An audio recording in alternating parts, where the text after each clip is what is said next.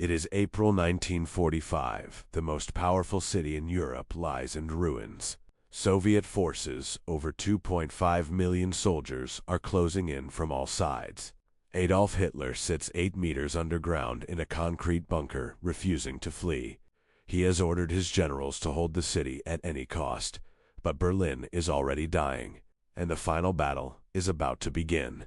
By early 1945, Nazi Germany is collapsing on every front.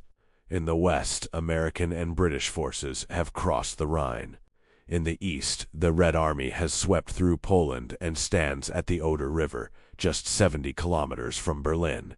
Hitler refuses all calls to negotiate. He orders his armies to fight to the last man.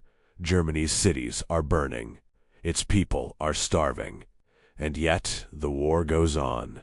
Stalin assembles the largest single military operation in history. 3 entire army groups, 2.5 million soldiers, 6,300 tanks, 41,000 artillery pieces, 7,500 aircraft.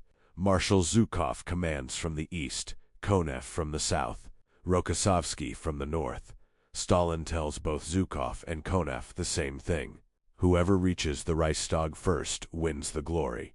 The race to Berlin has begun. Against this overwhelming force, Germany scrapes together its final defenders. Regular Wehrmacht troops, exhausted and outnumbered, SS divisions fighting with fanatical desperation, and the Volksterm old men over 60 and boys as young as 14. Handed rifles and told to stop the Red Army. Many have never fired a weapon in their lives. They are sent to hold a line that cannot be held. April 16, 1945, Zhukov launches his assault at 3 a.m. 143 giant searchlights blind the German defenders, or so he hopes.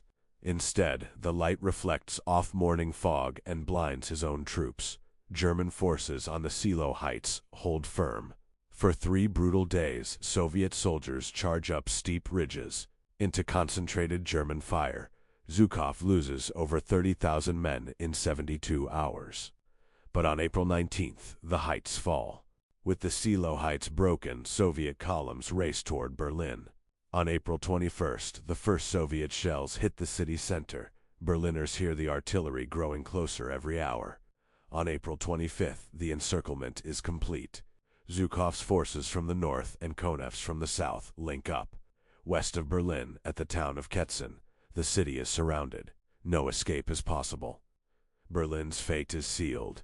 Deep beneath the Reich Chancellery, Hitler commands phantom armies.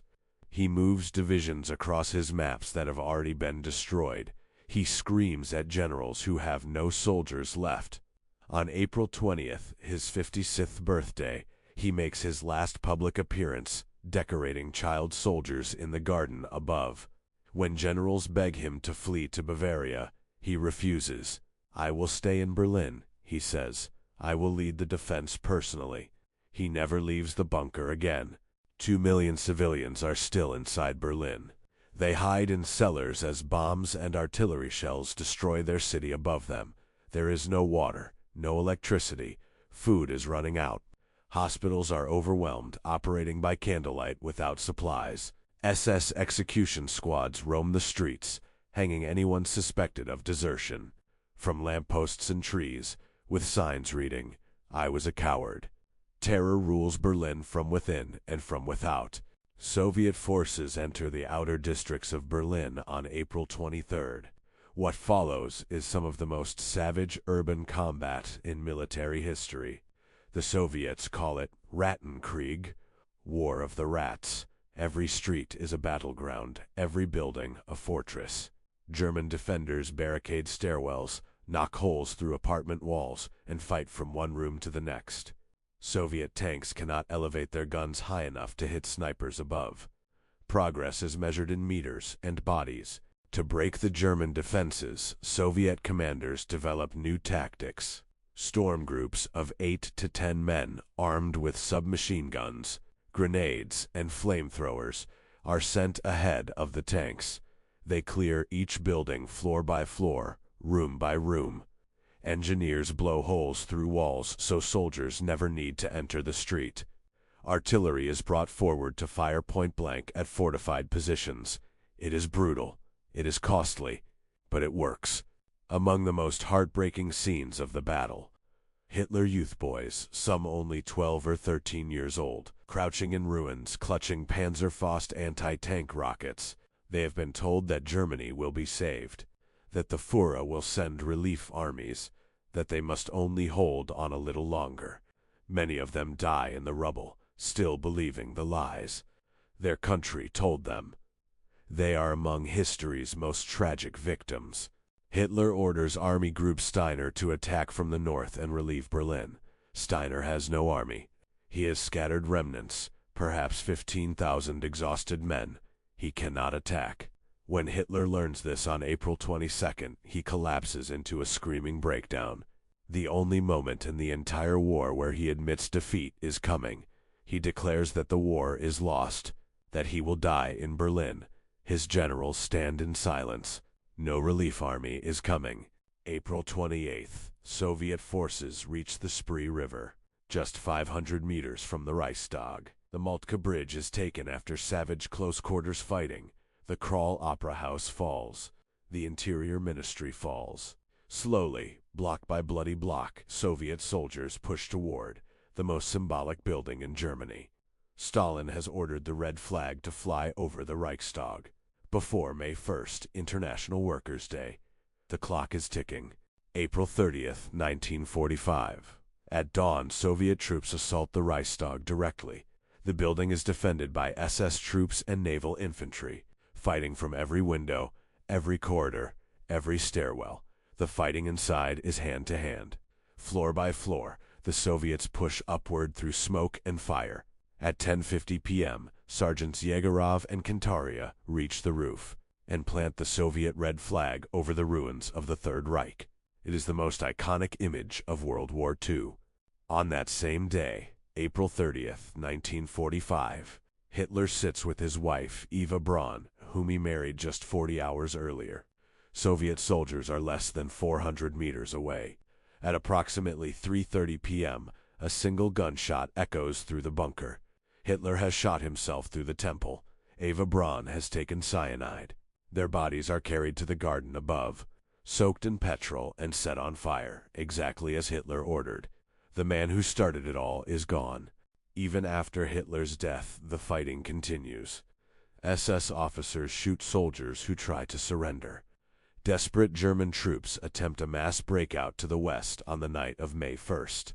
Of the estimated 30,000 who try, only a few thousand make it. Most are killed or captured.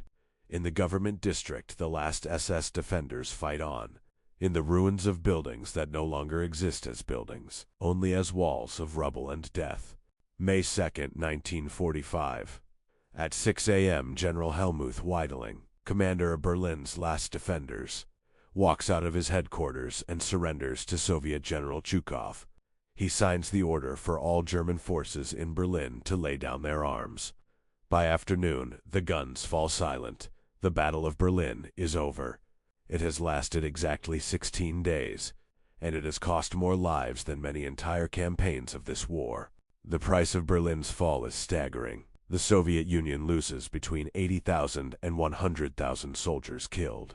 In just 16 days, over 300,000 are wounded. German military dead exceed 100,000.